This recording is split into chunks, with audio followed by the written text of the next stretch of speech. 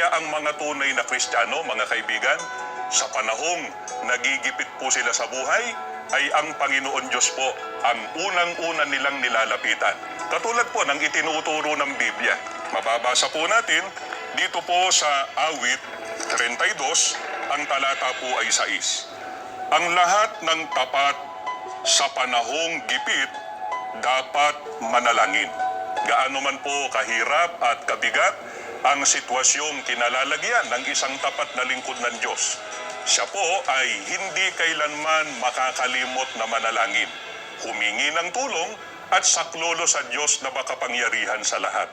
Ang Diyos po ang pangunahin sa buhay ng mga tunay na nagtitiwala sa Kanya.